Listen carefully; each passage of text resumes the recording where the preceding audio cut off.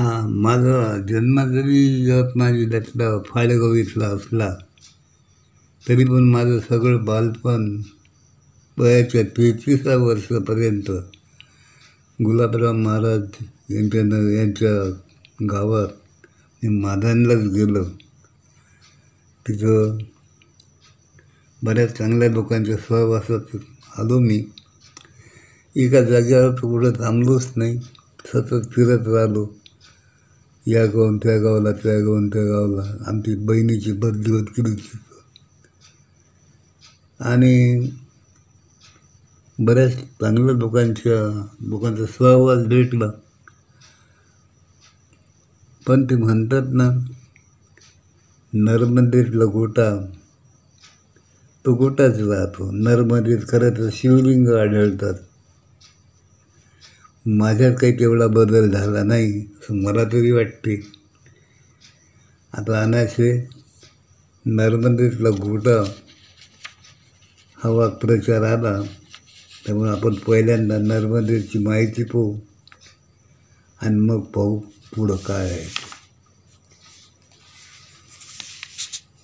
ही नर्मदा नदी भारतातली प्रसिद्ध नदी आणि पवित्र नदी. लक्ष्मी स्वरूप मानतात तिला, कोणी शिवस्वरूप मानतात, उमा स्वरूप मानतात. हिची प्रदक्षिणा करतात. पावन नदी आहे ही नर्मदा. अमरकंटकच्या पहाड याच्यातून टेकड्यातून निघते ती विंध्य पर्वतातून आणि सातपुडा आणि विंध्य यांच्या मधातून वाहत वाहत ती समुद्राला भडवची मिळते. ही नदी इतकी पावन आहे की काही लोक उगमापासून तर मुखापर्यंत आणि पुन्हा वापस असा प्रवास करतात. तिचा अमृत कुंडातून उगम होतो. तिथं रघुजी राजानं मंदिर बांधले आहे, चांगले कुंड बांधून आहे चांगलं. ओंकारेश्वर या नदीच्या काठावर आहे, जे 12 ज्योतिर्लिंगामधलं तीर्थ आहे. ओंकारेश्वरच्या आधी गोल जो दाखवला मी, तिथं ती उत्तर वाहिनी होते आणि उत्तर वाहिनी नद्यांची प्रदक्षिणा करणं, स्नान करणं हे अतिशय पावन समजतात. आणि काही लोक नर्मदा परिक्रमा नाही करत, तर ते उत्तर वाहिनीला परिक्रमा करतात तेवढ्या भागाला. पुढं सरदार सरोवर आहे. ही नदी पावन नदी आहे. त्या नदीच्या काठावर ओंकारेश्वरासारखं ज्योतिर्लिंग आहे. या नदीत शिवलिंग सापडतात, नशिबान असेल त्यांना.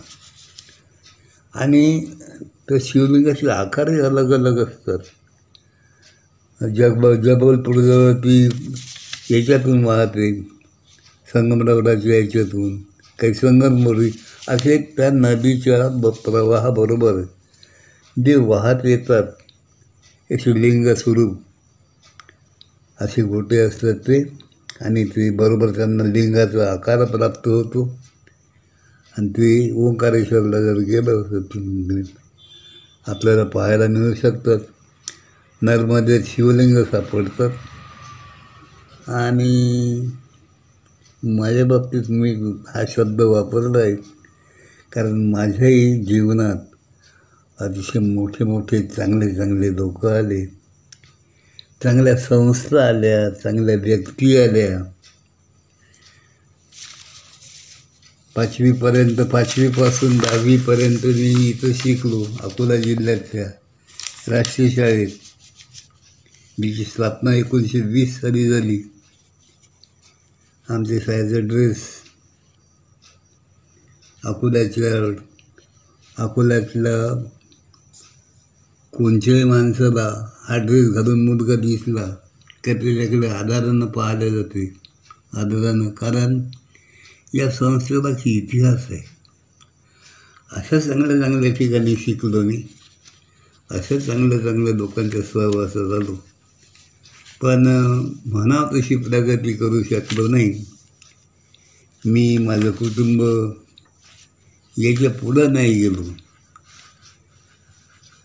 त्याच्यामुळं मी स्वतःला आपलं निदान स्वतःपुरता तरी नर्मदेतला कोटा असा शब्द वापरतो. पण एक झालं या या मोठ्या लोकांच्या सहवासात आल्यामुळं जसा तो गोटा नर्मदेतला असला तरी पावन मानतात, तसं मी स्वतःचं जीवन धन्य मानतो.